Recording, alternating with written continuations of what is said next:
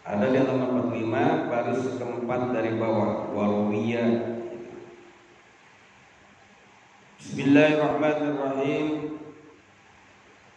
Waruwiya, dan diriwayatkan dan diceritakan, anna Syekh Abu Hasan, bahwasanya Syekh Abu Hasan kana ya'idun nasa, ia pernah menasihati manusia, yauman, pada suatu hari, wa qala, dan ia berkata, fi wa'idihi, di dalam nasihatnya itu, innallaha ta'ala yas'alul ibada yaumal qiyamah an asya'a, sesungguhnya Allah Subhanahu wa ta'ala akan memeriksa hamba-hambanya nanti di hari kiamat an asya'a, tentang beberapa perkara. Jadi kata Syekh Abu Hasan, ketika dia menasihati manusia-manusia atau orang-orang pada suatu hari, yang mana isi nasihatnya itu adalah innallaha ta'ala yas'alul ibada yaumil qiyamati an asya'a. Kata beliau, sesungguhnya Allah Subhanahu wa ta'ala akan memeriksa hamba-hambanya, akan menanyakan hamba-hambanya nanti di yaumil qiyamah an asya'a, dari beberapa perkara. Jadi nanti di yaumil qiyamah itu akan didakwa kita, akan diinterogasi kita oleh Allah Subhanahu wa ta'ala. Wa kana, dan adalah, wa kana Sibli, dan adalah Imam As-Sibli, yamuru, ya, beliau sedang melewati bibabil masjid, pada satu pintu masjid, wa yasma'u, dan beliau mendengar wa'da syaihi, kata-kata nasihat Syekh Abu Hasan itu. Fayaqifu indal bab, lalu beliau pun berhenti di dekat pintu itu, wa qala, dan ia berkata. Jadi ketika Syekh Abu Hasan sedang tausiah, ya, lewatlah seorang syekh juga, yaitu Syekh As-Sibli, Syekh Sibli. Maka ketika beliau mendengar nasihatnya Syekh Abu Hasan ini, beliau pun terdiam sejenak, ya, di salah satu pintu masjid. Wa qala, dan dia berkata lisai, kepada Syekh Abu Hasan. Jadi beliau ketika mendengar Syekh Abu Hasan ceramah begitu, ya, beliau berkata kepada Syekh Abu Hasan, la tahawwaf, ya, la tahawwaf finnas, janganlah engkau menakut-nakuti manusia, kasiron, dengan perkara yang banyak. Kenapa? Li'anna Allah ta'ala, karena sesungguhnya Allah Subhanahu wa ta'ala la yas'alu ibadahu, tidak akan menanyakan hambanya ila an syai'aini, kecuali atas dua perkara. Jadi kata Syekh As-Sibli kepada Syekh Abu Hasan, janganlah engkau menakut-nakuti manusia dengan perkara-perkara yang banyak. Kenapa? Karena Allah akan menanyakan hambanya atas dua perkara saja. Kata beliau, enggak banyak pertanyaan, cuma dua perkara yang ditanyakan oleh Allah, kata Syekh As-Sibli. Wa yaqulu, maka Allah pun berfirman, ya ibadi, wahai hambaku. Dan itu kata Allah, itu firman Allah nanti di yaumil kiamat, ya, kepada hamba-hambanya, yaitu kita. Ya ibadi, wahai hamba-hambaku, ana kuntu ma'aka, aku selalu bersama kamu. Wa anta biman kunta, dan dengan engkau bersama siapa telah berada. Jadi kata Allah, firman Allah kepada hambanya, wahai hambaku, setiap waktu, setiap saat aku bersama dirimu. Kata Allah. Ini kita nih, ya, selalu dipantau oleh Allah Subhanahu wa ta'ala. Ya, kita selalu dipantau oleh Allah Subhanahu wa ta'ala. Wa anta biman kunta, tetapi engkau dengan siapa selama ini? Apakah dengan aku? Apakah dengan duniamu? Apakah dengan hobi-hobimu dan kesukaan dirimu? Kata Allah begitu. Kita diberikan nafas, diberikan rezeki, ya, oleh Allah. Nah sekarang kamu apa, ya, yang diperbuat untuk Allah? Artinya begitu. Jadi engkau tuh dengan siapa? Apakah dengan hartamu? Apakah dengan jabatanmu? Ataukah dengan kepopuleranmu? Ya kan, ketenaranmu? Dengan apa dirimu? Dengan siapa dirimu? Wa anta biman kunta. Dan engkau dengan siapa selama ini wahai hamba? Falamma sami'a Abu Hasan, maka ketika mendengar Abu Hasan hadal kalam, ini perkataan min Sibli, dari Syekh Sibli, waqafa, maka beliau pun berdiam bisa di kursinya. Maka ketika ya Syekh Sibli berkata seperti itu, ini Syekh Abi Hasan terdiam sejenak ya di atas kursinya. Waqara akluhu, dan hilang akalnya. Sementara ketika mendengar ucapan Syekh Sibli begitu, hilang akalnya. Ya, jadi hilang akalnya. Jadi kayak kosong. Ya, mendengar seperti itu dia kosong pikirannya, hilang akalnya. Falamma aqafa, maka tatkala ia sudah sembuh, ya, sudah sadar, ketika beliau sudah sadar, ya, qala, maka Syekh Abu Hasan pun berkata, ya Sibli, wahai Sibli, innallaha ta'ala, sesungguhnya Allah Subhanahu wa ta'ala, yas'alu min ibadihi, ia akan bertanya kepada hamba-hambanya, ashala, yang lebih mudah min had, daripada perkataan ini. Wah, itu ulama begitu tuh. Semuanya pakai dalil, kalau berdebat pakai dalil, bukan pakai nafsu. Kata Syekh Abi Hasan, wahai Sibli, Allah tuh nggak pernah menanyakan kepada hambanya yang susah-susah seperti itu. Allah tuh nanyain sama hambanya yang mudah-mudah, yang gampang-gampang, kata begitu. Dijawab lagi begitu. Wa yaqulu, dan Allah pun berfirman, ya ibadi, wahai hambaku, ma gharaka bi rabbikal karim, ya, apakah yang telah memperdaya dirimu ya terhadap Tuhanmu yang maha mulia, hatta asaita amri, sehingga engkau durhaka terhadap perintahku, kata Allah.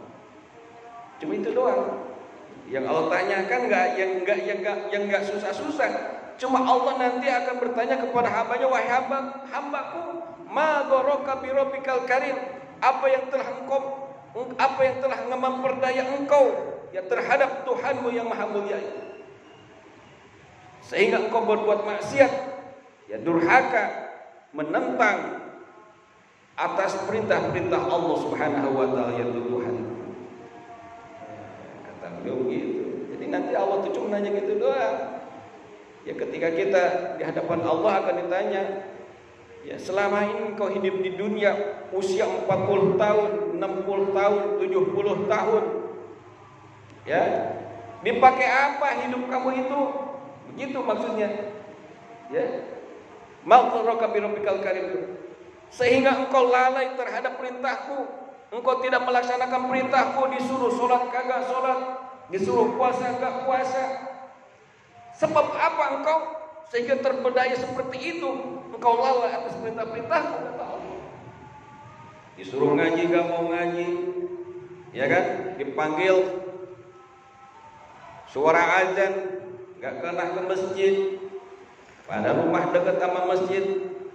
Terkadang kalau ke masjid jaraknya 100 meter, yang berat angkat. Tapi kalau jogging kiloan meter kuat ya Pak ya.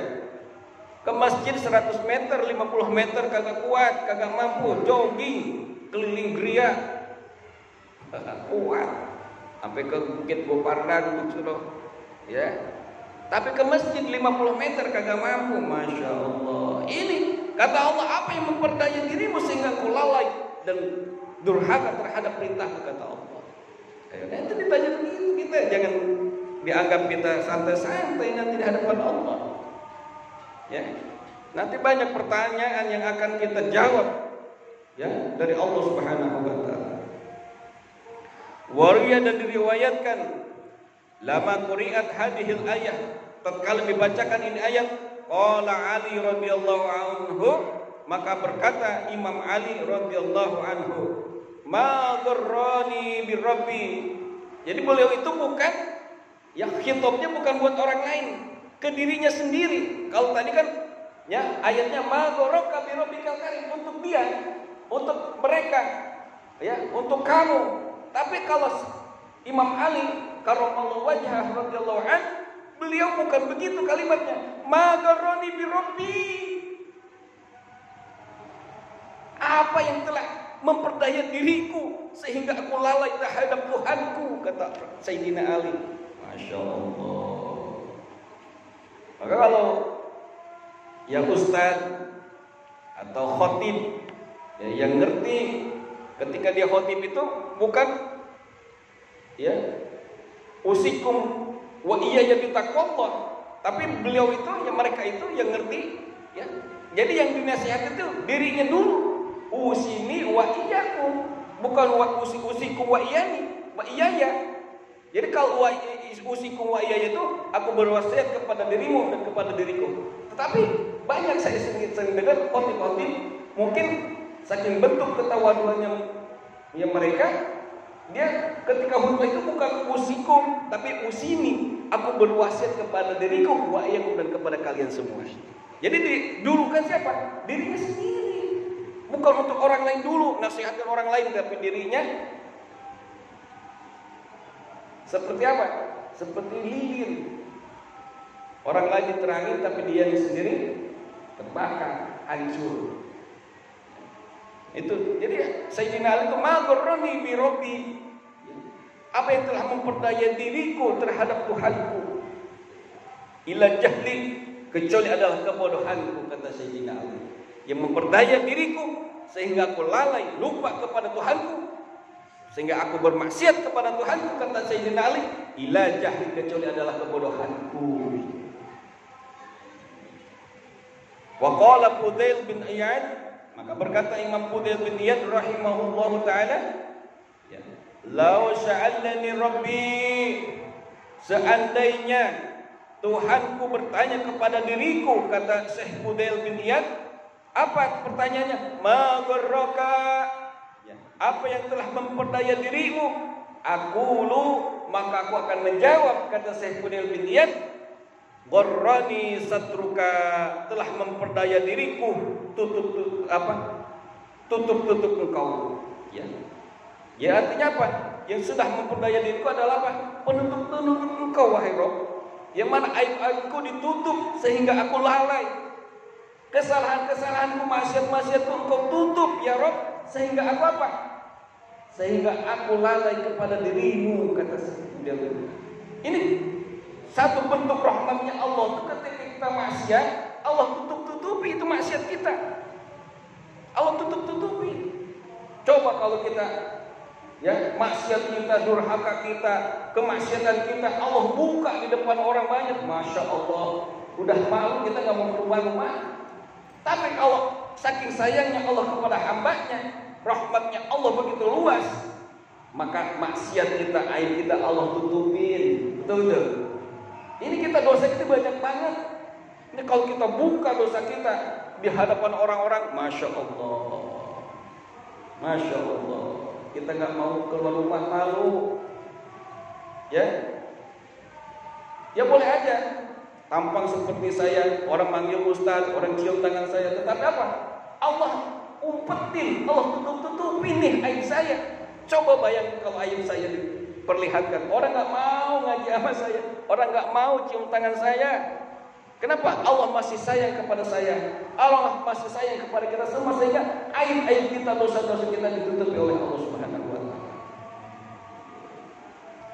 Kalau dulu, ya, inilah rahmatnya Allah kepada umatnya, baginda Nabi besar Muhammad Sallallahu Alaihi Wasallam. Kalau umatnya Nabi Muhammad banyak keistimewaan, walaupun ahli maksiat, Allah masih sayang kepada umatnya Nabi Muhammad. Kalau dulu umatnya Nabi yang dulu, kalau berbuat maksiat ditempel di pintu rumahnya, dia bermaksiat itu ditempel. Jadi orang pada tahu. Umatnya Nabi Muhammad enggak. Umatnya Nabi Muhammad Allah tutupin aib-aibnya. Maka kata Syekh Fudail bin Iyad, maka apabila Allah bertanya kepada diriku nanti, apa yang telah melalaikan dirimu, maka aku akan jawab, gharrani satruka, telah melalaikan diriku, tutup-tutup engkau wahai ya Rabb. Jadi kita lalai, nggak sadar, nggak introspeksi diri, ya, dengan apa-apa yang terjadi, apa-apa yang kita telah berbuat, sehingga kita lalai berbuat maksiat kepada Allah, sehingga kita merasa kita paling bersih. Kita nggak pernah bermaksiat, masya Allah.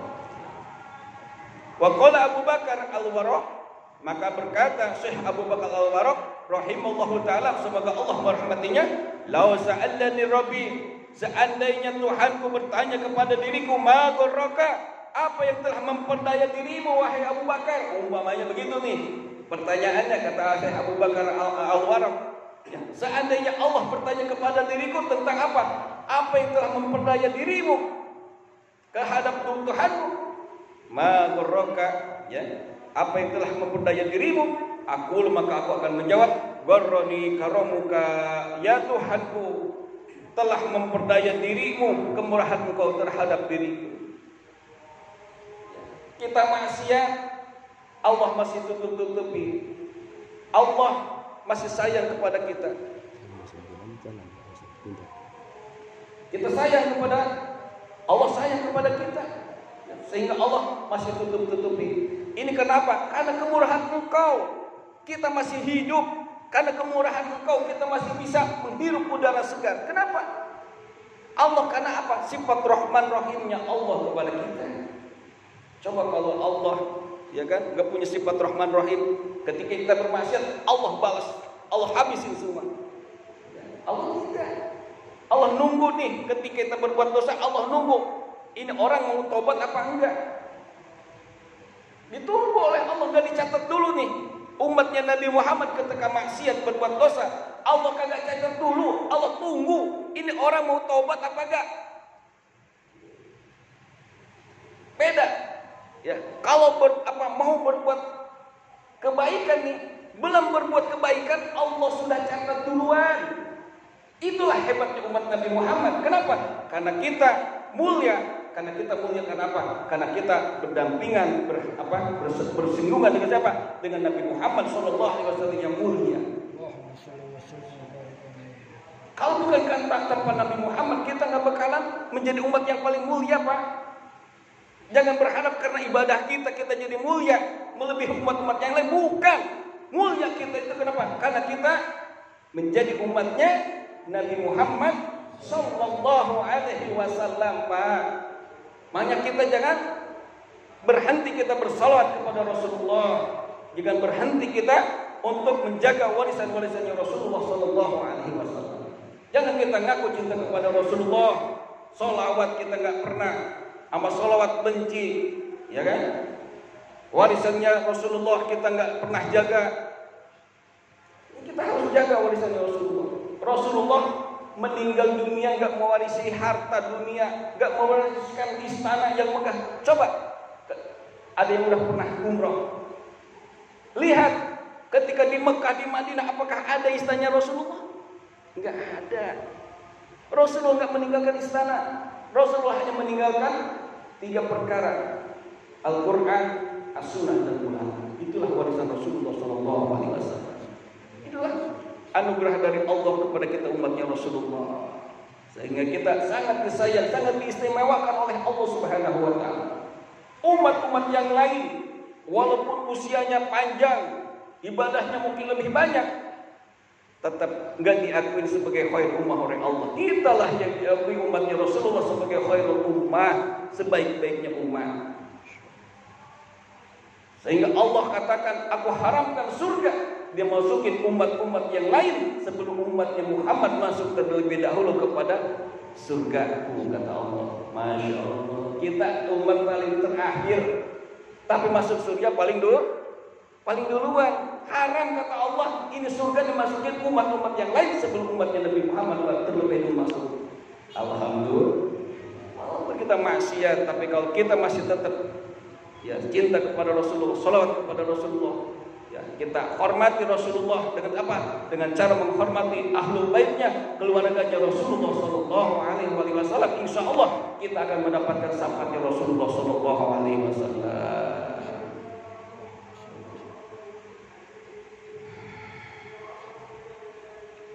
Fatarji'u ya ra'si, maka kembali engkau kepada ya ila ra'si hadal kalam, kepada pokok pembicaraan ini, wal ayat dan ayat. Kita kembali lagi fokus lagi kepada pembahasan ayat itu. Wala makanal kufar, maka tatkala orang-orang kafir la yukirruna, tidak menetapkan biwahdaniyatillah, yang akan keesaannya Allah Subhanahu wa taala.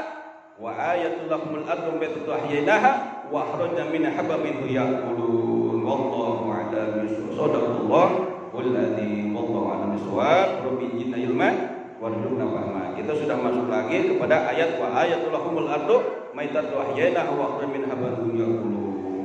Mudah-mudahan pengajian kita walaupun ya buru-buru, walaupun cepat, ya ada yang nempel. Cepat ini pengajian cepat ini, ekspres. Ya, tapi insya Allah berkah. Ya, insya Allah hajat-hajat kita dikabul oleh Allah Subhanahu wa taala.